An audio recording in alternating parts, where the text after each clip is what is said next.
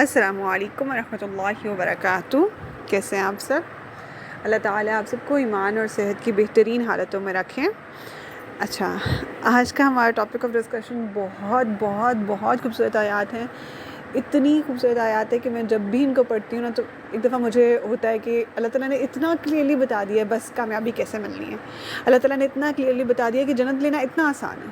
اچھا، ہمیں زندگی میں ہمیشہ لگ رہا ہوتا ہے کہ جو شیطان ہمیں وسوسے دیتا ہے نا، شیطان ہمیں کیا کہتا ہے کہ تم تو بہت گناہ گار ہو، تمہارے لیے تو کیا فائدہ ہی ہے، چلو جیسے تم اتنی باقی گناہ کری ہو، ایک ہی نیکی کرو گی، اس نیکی کرنے کا کیا فائدہ ہوگا۔ ٹھیک ہے، شیطان ہمیں یہی وسوسے دیتا ہے نا، تمہاری نیکیوں کا کیا فائدہ، تم تو باقی اتنے سارے گناہ کری ہو۔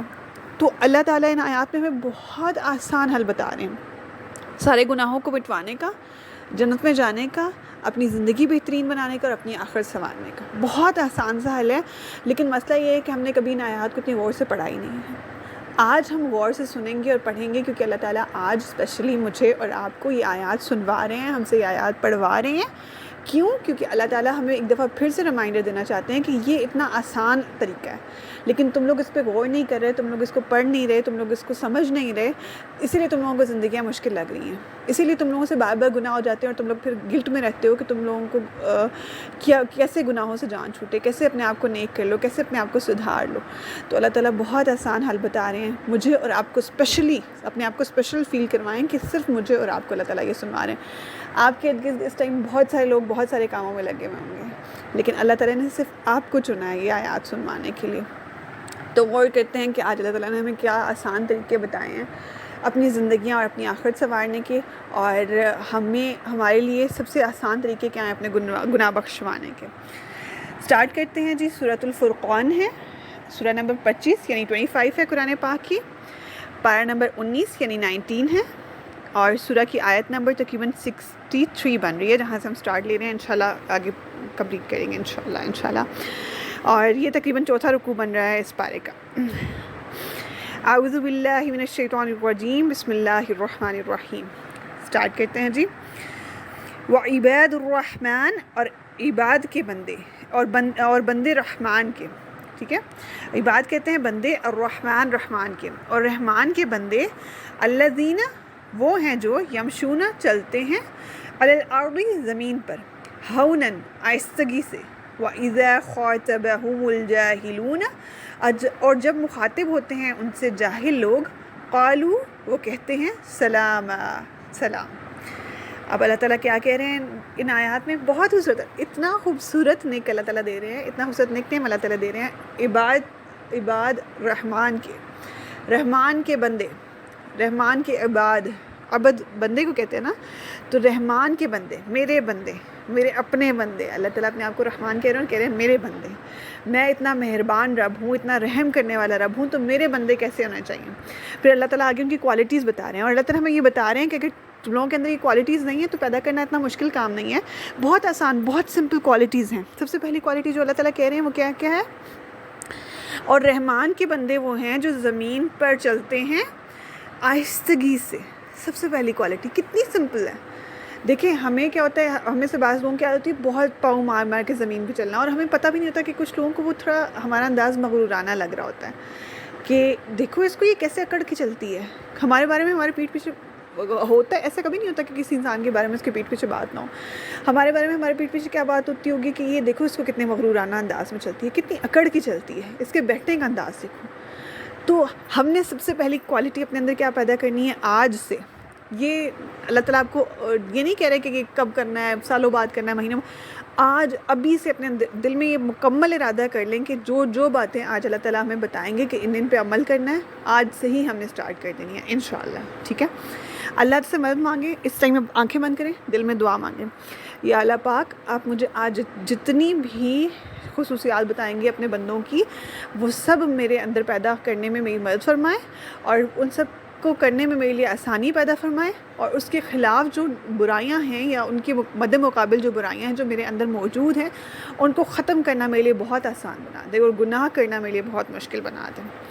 ٹھیک ہے. سب سے پہلے جو کوالٹی ہے وہ کیا ہے کہ زمین پر آہستگی سے چلنا ہے. آئندہ چلتے ہوئے خیال رکھنا ہے کہ ہماری چال کسی انسان کو مغرورانہ نہ لگ رہی ہو. ٹھیک ہے. ہم میں سے اگر کوئی اکڑ کے چلتا ہے نا, یہ اللہ تعالیٰ مجھے اور آپ کو اسپیشلی سنوا رہے ہیں, تو اس کا مطلب ہے یہ کہیں نہ کہیں ہمارے اندر کی کوالٹی, یہ بات, یہ خامی موجود ہے, تو اللہ تعالیٰ ہمیں بتا رہے ہیں. اس ٹائم آپ نے ان جو بھی آیات آپ سنیں گے, ان کے آئینے میں خود کو دیکھنا ہے. یہ نہیں دیکھنا ہے کہ میری فلاں بھابھی یا میری فلاں نند یا میری فلاں بہو یا میری فلاں فرینڈ ایسے چلتی, ایسے نہیں. صرف خود کو رکھ کے دیکھیں. یہ آیات آپ پر اتر رہی ہیں, یا آپ کی کسی فرینڈ, کسی بھابھی, کسی کے لیے بھی نہیں چل رہی. یہ آپ کے لیے اللہ تعالیٰ بیان کر رہے ہیں. ٹھیک ہے. تو خود اپنے لیے سوچیں کہ اللہ تعالیٰ کیا کہہ رہے ہیں کہ آپ کی چال میں کہیں کچھ گڑبڑ ہوئی ہے. دیکھیں, ٹیچر کہاں آپ کو پکڑتا ہے, یا ماں آپ کو کہاں پکڑتی ہے جہاں آپ سے کچھ گڑبڑ ہو رہی ہوتی ہے. تو اللہ نے آپ کو پکڑا ہے آپ کی گڑبڑ پہ. اللہ کہہ رہے ہیں کہ آپ سے کہیں کوئی گڑبڑ ہوئی ہے, اب آپ نے کیا کرنا ہے کہ اس گڑبڑ کو فکس کرنا ہے, اور اپنی چلنے کے انداز میں تھوڑی آہستگی اور نرمی لانی ہے. آہستگی سے چلنا ہے. ٹھیک ہے. پھر اس کے بعد اگلی کوالٹی کیا ہے؟ وَإِذَا خَاطَبَهُمُ الْجَاهِلُونَ قَالُوا سَلَامًا. اور جب مخاطب ہوتے ہیں ان سے جاہل لوگ, وہ کہتے ہیں سلام. اچھا, جاہل لوگ صرف یہ نہیں ہے کہ جو پڑھے لکھے نہیں ہیں یا جنہوں نے جو اسکول کالج نہیں گئے ہوئے. جاہل لوگ وہ لوگ جو آپ سے بلا وجہ بحث کرتے ہیں, جو چاہ رہے ہوتے ہیں کہ آپ کے ساتھ جھگڑا ہو. ٹھیک ہے. آپ کی زندگی میں, ہر انسان کی زندگی میں ایسے لوگ ہوتے ہیں جو کہیں نہ کہیں آپ کے لیے کچھ نہ کچھ پرابلم کریٹ کر رہے ہوتے ہیں. تو اللہ تعالیٰ کیا کہہ رہے ہیں کہ جب وہ آپ سے مخاطب ہوں تو آپ نے کیا کرنا ہے؟ سلام. اب یہ سلام کیا ہے؟ یہ نہیں کہنا کہ السلام علیکم ورحمۃ اللہ وبرکاتہ. جب وہ آپ سے ایسے جھگڑا کرنے کی کوشش کریں نا, تو کوشش کریں کہ آپ اس جگہ سے ہٹ جائیں جہاں وہ جھگڑا کریٹ کرنے کی کوشش کریں. سب سے پہلی بات تو یہ کوشش کریں. سلام متارکت اس کو کہتے ہیں, یعنی ترک کر دینا, جھگڑے سے بچنا. ٹھیک ہے. دوسری بات یہ ہو سکتی ہے, اس کا یہ معنی ہو سکتا ہے کہ اگر کوئی انسان آپ سے جھگڑا کرنے کی کوشش کر رہا ہے نا, تو پھر آپ نے کیا کرنا ہے ایسی سچویشن میں کہ سلام اس سینس میں کہ ایک اچھی سی بات کر دینی ہے کہ دیکھیں, اگر آپ کو ایسا لگ رہا ہے تو میں آپ سے معذرت کر لیتی ہوں, میں آپ سے کوئی جھگڑا کرنے کا ارادہ نہیں رکھتی, اگر آپ کو کچھ برا لگا تو اس کے لیے معذرت, اور بس بات ختم. حضرت صلی اللہ علیہ وآلہ وسلم کی حدیث ہے نا کہ اس انسان کو میری طرف سے جنت کی بشارت دے دو جو حق پر ہوتے ہوئے جھگڑا چھوڑ دے. بہت مشکل کام ہے, اس ٹائم بہت مشکل لگ رہا تھا کہ کیسے کریں, لیکن آپ یقین مانیں, آپ ایک دفعہ ایسا کریں گے نا, آپ کے لیے روز روز ایسا کرنا آسان ہو جائے گا. ایک دفعہ حق پر ہوتے ہوئے جھگڑا چھوڑ دیں. ایک دفعہ حق پر ہوتے ہوئے کہہ دیں کہ نہیں, میں آپ سے معذرت کرتی ہوں, ہو سکتا ہے کہ آپ کو کوئی غلط فہمی ہوئی ہے, ہو سکتا ہے مجھے کوئی غلط فہمی ہوئی ہے, ہو سکتا ہے میری غلطی ہوئی ہے, تو آپ پلیز مجھے معاف کر دیں, اور آئندہ ایسا نہیں ہوگا. بات ختم. اچھی سلام مطلب اچھی بات کر کے, ایسی بات جس میں اگلے کو کوئی ایذا نہ پہنچے, اور بات ختم کر دیں. ٹھیک ہے. اب جاہلون سے مراد یہاں کون لوگ ہیں؟ جو آپ سے بحث کرنے کی, آپ سے لڑائی جھگڑا کرنے کی کوشش کر رہے ہیں. ان سے اپنے ایک اچھی انداز میں, اچھے نوٹ پہ بات کرنی ہے, اور بات ختم. یا آپ کوشش کریں کہ وہ کوئی بندہ ایسا ہے جو آپ کی اچھی بات کا بھی غلط مطلب لے سکتا ہے, تو کوشش کریں کہ اس کے سامنے سے ہٹ جائیں, تاکہ وہ آپ کو نا اچھا سم ٹائمز ایسا ہوتا ہے کہ سامنے سے ہٹ جانا اگلا بندہ اپنی انسلٹ کنسیڈر کرتا ہے, تو آپ معذرت کر لیں, یہ زیادہ اچھا حل ہے. ٹھیک ہے. تو ہر انسان کو اس کی نیچر کے مطابق ڈیل کیا کریں. سب سے پہلی کوالٹی ہمیں اللہ تعالیٰ نے کیا بتائی ہے کہ ہمیں اللہ تعالیٰ کے بندے بننے کے لیے, اللہ تعالیٰ کے فیوریٹ بندے بننے کے لیے کیا کرنا ہے؟ زمین پر آہستگی سے چلنا ہے. دوسری بات یہ ہے کہ لوگوں سے بحث مباحثے میں نہیں الجھنا. کیوں؟ کیونکہ جب بھی ہم بحث کرتے ہیں, بحث کرنے کے بعد کیا ہوتا ہے؟ ہمارا دل پریشان ہو جاتا ہے. ہمیں لگتا ہے کہ اچھا فلاں بات میں نے صحیح نہیں کی تھی, میں اچھا جواب دے سکتی تھی. یا ہمیں لگتا ہے کہ اچھا میں زیادہ بول گئی. بحث کرنے کے بعد ہمیشہ کوئی نہ کوئی دل میں ہوتا ہے گلٹ. تو بہتر ہے کہ اللہ تعالیٰ ہمیں یہ بتا رہے کہ اس گلٹ میں نہ ہی رہو, معذرت کر لو اور بس بات ختم. ٹھیک ہے. پھر کوئی گلٹ نہیں ہوگا, پھر کوئی پریشانی نہیں ہوگی, پھر آپ کو بھول جائے گا کہ آپ کا کسی کے ساتھ کوئی بحث ہوئی تھی, جھگڑا ہوا تھا. تو دو بہت آسان کوالٹیز ہیں, ہم نے آج انشاءاللہ ان پہ عمل کرنا ہے. اگلی کیا ہے؟ اچھا یہ تو کیا دن کے ٹائم میں آپ نے کیا کرنا ہے کہ ایک تو نرمی سے چلنے کی کوشش کرنی ہے, آہستگی سے چلنے کی کوشش کرنی ہے. دوسرا, جب لوگ آپ سے جھگڑا کرنے کی کوشش کریں تو ان سے سلام متارکت کرنا ہے, یعنی اچھی نوٹ پہ بات کر کے بات ختم کر دینی ہے. اب رات میں کیا کرنا ہے؟ والذین, اور وہ لوگ جو یبیتون, رات گزارتے ہیں, لربہم, اپنے رب کے لیے, سجدن, سجدہ کرتے ہوئے, وقیامن, اور قیام کرتے ہوئے. وہ رات کو اپنے رب کے لیے سجدہ اور قیام میں گزارتے ہیں. اچھا, اس سے ہمارے یہاں کیا کنسیڈر ہوتا ہے کہ پوری رات جاگتے رہنا اور عبادت کرتے رہنا, ایسے نہیں ہے. ٹھیک ہے. حضرت عثمان غنی رضی اللہ تعالیٰ عنہ روایت کرتے ہیں حضرت صلی اللہ علیہ وسلم سے, صحیح مسلم کی حدیث ہے, صحیح مسلم کی, کہ جس نے عشاء کی نماز باجماعت ادا کی, یعنی جماعت کے ساتھ عشاء کی نماز ادا کی, اس نے نصف شب کے قیام کا ثواب پایا. ٹھیک ہے. اب ضروری نہیں کہ آپ پوری رات عبادت کرتے رہیں. صرف باجماعت عشاء کی نماز ادا کر دی، اس نے پوری نصف شب کے قیام کا ثواب پایا. اور جس نے فجر کی نماز بھی باجماعت ادا کی وہ تمام شب کی عبادت کرنے والے کی مثل ہے. ٹھیک ہے، فجر کی نماز باجماعت ادا کی. اچھا، اب لوگ عورتیں یہ کہیں گی کہ یہ تو مردوں کے لیے ہو گیا. اب ہمارے ہاں تو ایسی نہیں ہے کہ عورتوں کی باجماعت نماز ہو رہی ہو، تو بہت سے علاقوں میں ایسی نہیں ہے. تو پھر اس سچویشن میں کیا کرنا ہے آپ نے کہ اللہ تعالیٰ اتنے کرم نواز ہیں، اللہ تعالیٰ اتنے رحم کرنے والے ہیں، اتنے مہربان ہیں نا کہ وہ آپ کی چھوٹی چھوٹی ایفرٹس دیکھ لیتے ہیں. اللہ تعالیٰ آپ کا فجر کے لیے تھوڑا سا ایکسٹرا تیاری، آپ کوشش کر کے تھوڑی جلدی اٹھ جائیں اور اچھے سے کپڑے پہنیں اور اچھے سے عبادت. نماز کیا ہے؟ بادشاہ کے سامنے، آپ کائنات کے بادشاہ کے سامنے کھڑے ہو رہے ہیں، تو تھوڑی اچھے سے خود کو پریزنٹیبل بنا کے نماز پڑھیں، اچھے سے تیار ہو کے صاف ستھرے کپڑے پہن کے فجر کی نماز کے لیے کھڑے ہو جائیں، یا عشاء کی نماز کے لیے اچھے سے ایفرٹ کر کے صاف ستھرے کپڑے پہن کے نماز پڑھ لیں. اور تھوڑی سی نماز میں نا تھوڑا سا تلاوت زیادہ کر لیں، تھوڑی سی زیادہ کر لیں، بہت زیادہ نہیں کہی، تھوڑی سی زیادہ کر لیں. جتنی آپ روٹین کی کرتے ہیں، بھاگتے دوڑتے نماز نہیں پڑھیں، سکون سے آرام سے نماز پڑھیں، تو آپ کو انشاءاللہ اللہ تعالیٰ اتنا ہی اجر دے دیں گے. انشاءاللہ پوری شب قیام کا اجر دے دیں گے. کیا پتہ اللہ تعالیٰ آپ کو کتنی راتیں قیام کرنے کا اجر دے دیں. تو اللہ بہت مہربان ہے، ان سے بہت رحم کی امید رکھا کریں. اللہ کہتے ہیں میں اپنے بندے کے گمان کے ساتھ ہوتا ہوں، میرا بندہ میرے بارے میں جیسا گمان کرتا ہے وہ مجھے ویسا ہی پاتا ہے. تو اللہ کے بارے میں گمان کریں کہ وہ انشاءاللہ آپ کو پوری شب قیام کرنے کا ثواب دے دیں گے اور کئی راتیں قیام کرنے کا ثواب دے دیں گے اگر آپ تھوڑا سا نماز میں ایفرٹ اور ڈالنا شروع کر دیں.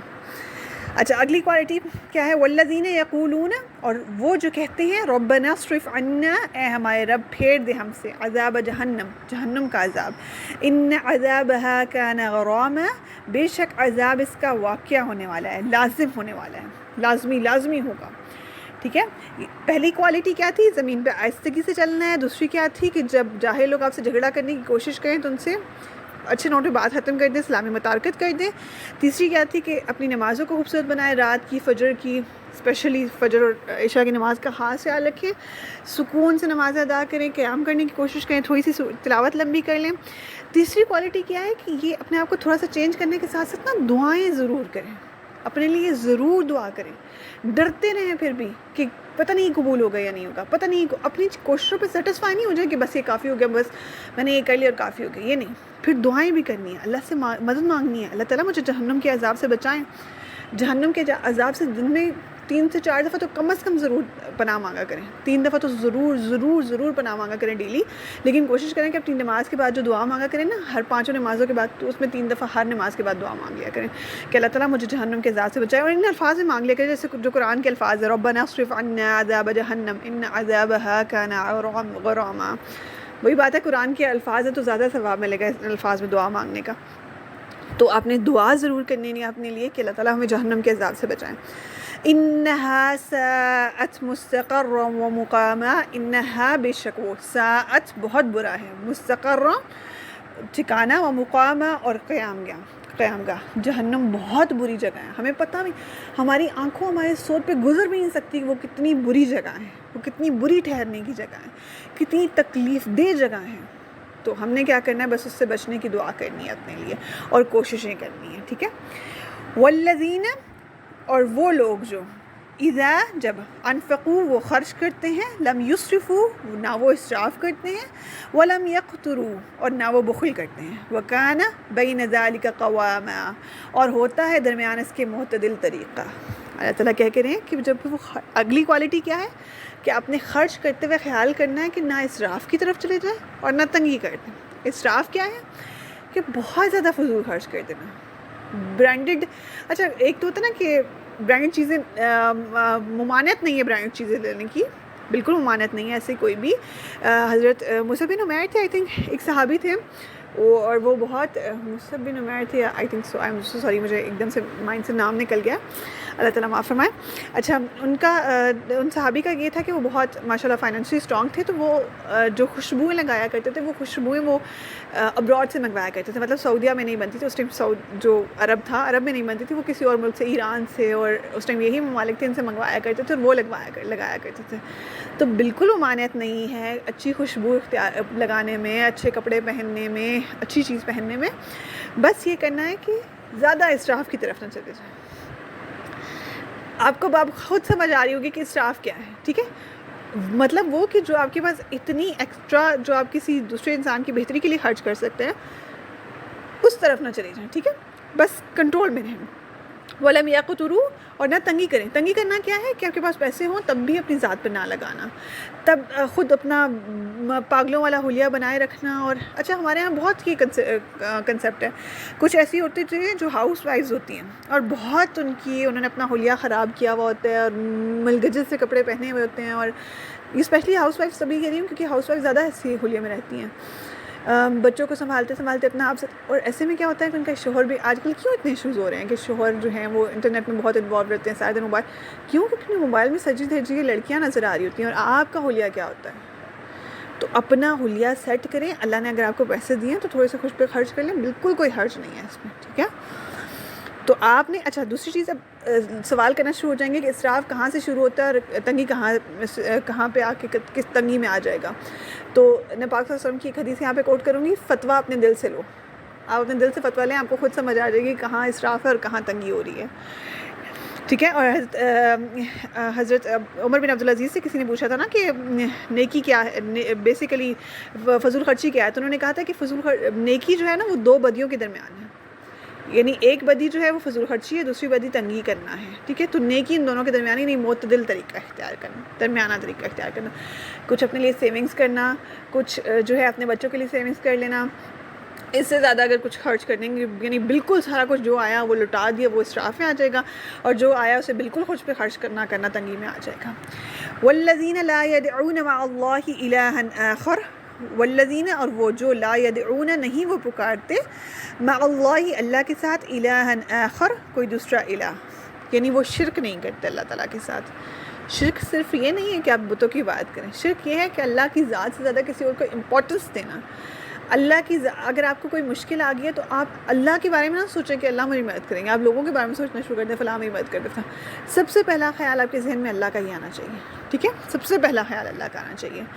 ولا يقتلون النفس التي، اور نہیں وہ قتل کرتے کسی جان کو وہ جو حرم اللہ حرام کی اللہ نے، الا بالحق مگر حق کے ساتھ، ولا یزنون اور نہ وہ زنا کرتے ہیں. اب وہ ان کا کبیرہ گناہوں سے منع کیا جا رہا ہے. کبیرہ گناہ کون کون سے ہیں؟ سب سے پہلے اللہ کے ساتھ شریک ٹھہرانا. آخری حد تک کوشش کیا کریں کہ اللہ کی ذات کی جہاں بات آ جائے، جہاں اللہ ہیں وہاں کوئی نہیں ہے، اللہ کے برابر کوئی نہیں ہے. چاہے کوئی انسان آپ کو دلیل میں اللہ کی بات بتا دے تو آپ فوراً چپ ہو جائیں. چاہے آپ کی زندگی میں کہیں کچھ چیزوں کی امپورٹنس اللہ کی ذات سے، بس اللہ سب سے پہلے ہونا چاہیے، ہمیشہ یاد رکھیے گا. دوسرا، کسی جان کو قتل نہیں کرنا ناحق، ٹھیک ہے. حق قتل کرنا کیا ہوتا ہے کہ جان کے بدلے جان کا قصاص، وہ آپ عدالت کے ذریعے جا کے اگر آپ کے کسی پیارے کو کسی نے قتل کیا ہے خدا نخواستہ تو اس کے بدلے آپ جان کے بدلے جان ہو سکتی ہے. یا کوئی شادی شدہ زانی اگر زنا کرتا ہے تو اس کے لیے رجم کی سزا ہے، لیکن وہ بھی عدالتوں کے ذریعے، آپ خود اپنے ہاتھ میں قانون نہیں لے سکتے. تو بیسیکلی کیا ہے کہ کسی معصوم انسان کو قتل نہیں کرنا، کوئی جان نہیں لینی، اور زنا نہیں کرنا، چاہے آپ شادی شدہ ہیں چاہے غیر شادی شدہ ہیں. زنا کسی قسم کا نہیں کرنا، نہ آنکھ کا، نہ کسی بھی طرح کا زنا نہیں کرنا. دل کا کچھ ذہن میں ایسی گندی سوچیں لانی نہیں ہے، فحش چیزوں کی طرف جانا ہی نہیں ہے. ہمیشہ یاد رکھیے گا زنا کی ابتدا فحش چیزوں سے ہوتی ہے. فحش پہلے آپ کلام شروع کرتے ہیں، آپ کی زبان کھلنے لگتی ہے. کچھ لوگ ہوتے ہیں نا جن کی شروع میں جن کے ساتھ آپ فرینک ہوتے ہیں تو ان کے ساتھ زیادہ فحش گفتگو کرنا شروع کرتے ہیں. کچھ لڑکیاں ایسی ہوتی ہیں جو شادی کے بعد زیادہ فحش گفتگو کرنا شروع کرتی ہیں. تو فحش کلام کی طرف ہی نہ جائیں، کیونکہ جب آپ فحش کلام شروع کرتے ہیں نا پھر وہ آگے آگے جاتے جاتے زنا تک لے جاتا ہے. ہمیشہ ابتدا تھوڑی ہی ہوتی ہے لیکن پھر وہ زیادہ تک چل جاتا ہے. تو سٹارٹ ہی آپ نے روک لینا ہے خود کو، فحشی کی طرف جانا ہی نہیں ہے کسی قسم کی. وَمَن يَفْعَلْ ذَلِكَ يَلْقَ أَثَامًا، اور جو کوئی کرے گا ایسا تو وہ پائے گا 2 گنا سزا. 2 گنا سزا کیوں؟ ایک تو شرک کی سزا کیونکہ وہ مشرک ہوگا، کیونکہ ظاہر سی بات اللہ کی ذات کا انکار ہی اب سے قتل کرواتا ہے نا. اور دوسری چیز یہ ہے کہ وہ زنا کرے گا تو اللہ تعالیٰ قیامت کے دن 2 گنا سزا دیں گے. یضاعف له العذاب یوم القیامہ، بڑھا دیا جائے گا، 2 گنا کیا جائے گا اس کے لیے عذاب دن قیامت کے. وَيَخْلُدْ فِيهِ مُهَانًا، اور وہ ہمیشہ رہے گا اس میں ذلیل ہو کے، اس عذاب میں وہ ذلیل ہو کے ہمیشہ رہے گا، ہمیشہ ہمیشہ. کیوں؟ کیونکہ دیکھیں کیا ہوتا ہے نا، ایک تو ہوتا ہے کہ آپ سے گناہ ہو گیا آپ اس کی معافی مانگ لیں. عذاب کن لوگوں کو دیا جائے گا؟ جنہوں نے گناہ کیے تھے زندگی میں، قتل کیا یا انہوں نے زنا کیا یا انہوں نے شرک کیا، لیکن انہوں نے اللہ سے معافی نہیں مانگی، یعنی وہ اپنے اس گناہ پہ اکڑے رہے مرتے دم تک، تو پھر ان کے لیے 2 گنا عذاب ہے، ایک تو گناہ کرنا، دوسرا گناہ پہ اکڑنا۔ کبھی بھی اپنے گناہ کو جسٹیفائی مت کیا کریں کہ یہ ٹھیک ہے یا اس وجہ سے کر لیا یا اس وجہ سے کر لیا، کبھی بھی نہیں، گناہ کی کوئی جسٹیفیکیشن نہیں ہے، ٹھیک ہے؟ بس کوئی گناہ ہو گیا تو اللہ سے معافی مانگیں، اللہ تعالیٰ ہر گناہ کو معاف کرنے والے، آپ معافی مانگنے والے بنے، اللہ معاف کر دیں گے۔ اللہ تعالیٰ قرآن پاک میں فرماتے ہیں ان اللہ یغفر الذنوب جمیعا، بے شک اللہ تعالیٰ وہ بخش دے گا سب کے سب گناہوں کو۔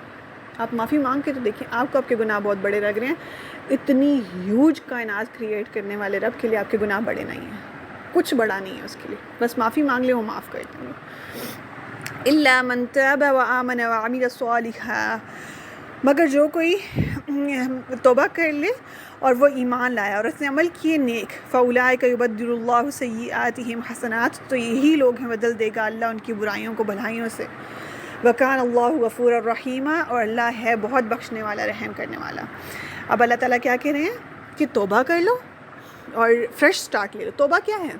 اپنے گناہوں پر شرمندگی کہ اللہ تعالیٰ مجھ سے یہ ہو گیا، اب آپ کو آپ کے گناہ یاد آ رہے ہوں گے کہ مجھ سے کیا کیا ہوا ہے زندگی میں، تو اللہ کیا کہہ رہے ہیں، ان گناہوں کو یاد کرو، معافی مانگو مجھ سے، اور اپنے عمل کو درست کر لو کہ آئندہ یہ نہیں کرنا، آئندہ اور اپنی نیکیاں بڑھا دو۔ جب گناہ زیادہ ہونے لگے نا، کنٹرول نہیں ہو رہا ہو اپنا آپ، تو نیکیاں بھی بڑھا دیں۔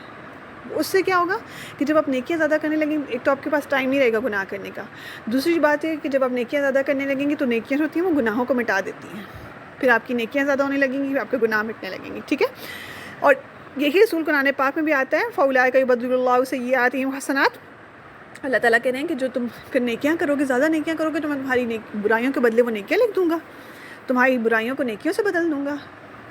کتنے مہربان ہے اللہ تعالیٰ، کتنے بخشنے والے، کتنے مہربان ہیں کہ ہم کتنے بڑے بڑے گناہ کر دیں، اللہ تعالیٰ پھر بھی معاف کر کے ہماری برائیاں جو ہیں ان کو مٹا کے ان کی جگہ ہماری نیکیاں لکھ دیں گے۔ اللہ اکبر۔ وَمَن تَابَ وَعَمِلَ صَالِحًا، اور جو کوئی توبہ کرے اور وہ عمل کرے نیک، فَإِنَّهُ يَتُوبُ إِلَى اللَّهِ مَتَابًا، تو بے شک وہ پلٹ آتا ہے طرف اللہ کے پلٹنا۔ اللہ کہہ رہے ہیں تمہیں شیطان کہتا ہے تمہارے گناہ بڑے ہیں، میں بتا رہا ہوں تم توبہ کر لو، میرے پاس پلٹ آؤ تو بس سب کچھ ختم، سب کچھ مٹ گیا۔ لوگوں کو شاید یاد رہے لیکن اللہ کو یاد نہیں رہے گا کہ آپ نے کیا کیا۔ اللہ اس چیز کو ہی آپ کے نامہ اعمال سے مٹا دیں گے کہ آپ سے یہ گناہ ہوا تھا، کچھ بھی نہیں ہوا، اللہ ختم کر دیں گے۔ قیامت کے دن آپ کو کوئی نہیں پکڑے گا اس گناہ پہ جو آپ سے ہوئے ہیں اور جن پر شیطان آپ کو بہت آج کل پریشان کرے، جن پر لوگ آپ کو بہت تانے دے رہے ہیں، کچھ بھی نہیں ہوگا، اللہ سب مٹا دیں گے۔ اور قیامت کے دن وہ جو تانے دیتے تھے نا وہ پریشان کرنے ہوں گے، آپ مطمئن ہوں گے کیونکہ آپ کے نامہ اعمال سے وہ گناہ مٹے ہوئے ہوں گے۔ والذین لا یشہدون الزور، اور وہ جو نہیں وہ گواہ بنتے جھوٹ کے، وَإِذَا مَرُّوا بِاللَّغْوِ مَرُّوا كِرَامًا، اور وہ جب گزرتے ہیں لغو پر وہ گزر جاتے ہیں عزت سے، یعنی جھوٹی گواہی نہیں دیتے، یعنی جھوٹ پر گواہ نہیں بنتے، مطلب ایسی محفلیں جہاں جھوٹ اور لہو لہب ہوتا ہے وہاں نہیں شریک ہوتے ہیں۔ بعض اوقات ایسا ہوتا ہے نا کہ عورتوں کی محفل ہو رہی ہوتی ہے اور اس میں ساری عورتیں کہیں نہ کہیں کسی نہ کسی کے پیچھے لگی ہوئی ہوتی ہیں، ان میں سے چاہے کچھ باتیں سچ ہوں کسی کے بارے میں، لیکن بیسیکلی وہاں غیبت اور یہی سب کچھ چغلیاں، یہی سب کچھ ہو رہا ہوتا ہے۔ تو اللہ کیا کہہ رہے ہیں کہ ان پہ وہ نہیں گواہ بنتے، کہ ان باتوں میں وہ شریک نہیں ہوتے، ایسی محفلوں میں وہ شریک نہیں ہوتے، کوشش کرتے ہیں وہاں سے ہٹ جائیں۔ آپ اپنا موبائل کھول لیا کریں، موبائل پہ قرآن پاک پڑھنا شروع کر دیا کریں ایسی محفلوں میں جا کے، اگر کوئی ایسی محفل میں آپ کو مجبوراً جانا پڑ ہی گیا، پہلے تو ایسی محفلیں اوائڈ کریں، اگر مجبوراً جانا پڑ گیا تو بس اس سے سائڈ پہ رہیں، ٹھیک ہے؟ اور پھر اللہ تعالیٰ کیا کریں، جب ایسی کسی لفظ پر ان کا گزر ہو جاتا ہے تو تب بھی عزت سے گزر جاتے ہیں، مطلب اپنا قرآن نکال کے بیٹھ جاتے ہیں، کونے میں بیٹھ کے پڑھنا شروع کرتے ہیں، یا کچھ ایسا کر لیتے ہیں کہ اس میں ان کا شمار نہیں ہوتا ان لوگوں میں۔ والذین اذا ذکروا بآیات ربہم، اور جب وہ لوگ نصیحت کیے جاتے ہیں اپنے رب کی آیات کے ساتھ، لم یخروا علیہا صما وعمیانا، وہ نہیں وہ گر پڑتے ان پر بہرے اور اندھے بن کر۔ اللہ کہہ رہے ہیں کہ جب ان پر آیات، اللہ انہیں اپنی آیات سنواتے ہیں نا تو بس اندھے بہرے گونگے بن کر صرف گر نہیں پڑتے، وہ سمجھتے ہیں کہ اللہ نے ان کو کہا ہے۔ آپ سمجھیں اس ٹائم کہ اللہ اسپیشلی آپ سے کہہ رہے ہیں یہ جو سارے حکم ہیں، یہ کسی اور کے لیے نہیں ہے، اسپیشلی آپ کے لیے اس ٹائم اتر رہے ہیں، تو ان کو سمجھیں اور ان پر عمل کریں۔ والذین یقولون ربنا هب لنا من ازواجنا وذریاتنا قرۃ اعین واجعلنا للمتقین اماما، اور وہ لوگ جو کہتے ہیں اے ہمارے رب عطا کر ہمیں ہماری بیویوں سے اور ہماری اولاد سے آنکھوں کی ٹھنڈک اور بنا ہمیں متقی لوگوں کا امام۔ یعنی دل میں خواہش رکھا کریں کہ اللہ تعالیٰ ہمیں ایسا نیک بنا دیں کہ متقی لوگ بھی ہمارے پیچھے چلنے کی کوشش کریں. کتنی خوبصورت دعا ہے نا، کتنی خوبصورت. اللہ اتنا نیک بنا دے مجھے. اللہ کے ہاتھ میں تو کچھ مشکل نہیں ہے نا. ہمیں لگ رہا ہوگا کہ ہمارا بہت نیک ہونا بہت مشکل ہے. اتنا مشکل اللہ کے لیے کچھ بھی مشکل نہیں ہے. وہ ہمیں اتنا نیک بنا سکتے ہیں کہ ہم متقی لوگوں کے امام بن جائیں. اس دعا کو اپنی دعا میں ضرور شامل کر لیں. اور آپ کی اولاد اور آپ کے ازواج اتنے اچھے ہوں کہ آپ کو ان سے ہمیشہ آنکھوں کی ٹھنڈک ملے، آپ کی آنکھیں ٹھنڈی رہیں ان کی طرف سے، کوئی پریشانی نہ ہو آپ کو ان کی طرف سے. اولئک یجزون الغرفۃ بما صبروا، یہی وہ لوگ ہیں جو بدلہ دیے جائیں گے بالا خانے بوجہ اس کے جو انہوں نے صبر کیا. وَيُلَقَّوْنَ فِيهَا تَحِيَّةً وَسَلَامًا، اور وہ استقبال کیے جائیں گے اس میں دعائے خیر اور سلام سے. خالدین فیہا، ہمیشہ رہنے والے ہیں اس میں. حسنت مستقرا ومقاما، کتنا اچھا ٹھکانہ ہے اور قیام گاہ ہے. کتنی خوبصورت بات ہے. اللہ تعالیٰ کہہ رہے ہیں کہ یہ لوگ جو ہیں نا، یہ جو سارے یہ عمل کریں گے ان کا بدلہ بھی پھر اللہ تعالیٰ بتا رہے ہیں کہ جنت کی بڑے بڑے اونچے اونچے محل، بالا خانوں جیسے محل ان کو ملیں گے، اور وہاں ان کو فرشتے استقبال کریں گے. پراپر ان کا استقبال ہوگا جنت میں جانے پر. دنیاوی استقبال تو کوئی چیز ہی نہیں ہے جو جنت کے لوگوں کے استقبال ہوگا. اور فرشتے ان پر دعائے خیر اور سلام بھیج رہے ہوں گے، سلام سلام سلام. اور پھر وہ اس میں ہمیشہ رہیں گے، اور کتنا خوبصورت وہ اللہ رہنے کی جگہ دے رہے ہوں گے. اب اللہ نے ہمیں کتنی اچھی باتیں بتا دی اور کتنی آسان حل بتا دیا زندگی گزارنے کے. بس ہم نے ان پہ عمل کرنا ہے. سب سے پہلے آرام سے، آہستگی سے چلنا ہے، جاہلوں سے بحث نہیں کرنی ہے، اپنی نمازوں کو خوبصورت بنانا ہے. عشاء اور فجر کی نماز کی اسپیشلی تلاوت لمبی کرنی ہے. اللہ سے دعائیں کرنی ہے کہ اللہ تعالیٰ ہمیں جہنم کے عذاب سے بچائیں. ہمیں اپنی ذات پہ کچھ خرچ کرنا ہے، اپنے آپ کو اچھا پریزنٹیبل بنانا ہے، اور اسراف کی طرف بھی نہیں جانا. شرک سے بچنا ہے، زنا سے بچنا ہے، قتل سے بچنا ہے. اور اس کے علاوہ اللہ تعالیٰ سے توبہ کرتے رہنا ہے اپنے گناہوں کے لیے جو پاسٹ میں ہو گیا، ہمیں یاد ہے یا نہیں یاد ہے، بس توبہ کرتے رہنا ہے اللہ تعالیٰ سے. بری محفلوں سے بچنا ہے، بری لغو محفلوں سے بچنا ہے. اور اگر ایسی محفلوں میں مجبوراً جانا پڑ جائے تب بھی ان میں عزت اور اکرام کے ساتھ اپنا الگ طریقہ رکھنا ہے، تاکہ لوگوں کو پتہ چلے کہ یہ ایسے لوگوں میں سے نہیں ہے جو ان باتوں میں پڑتا ہے.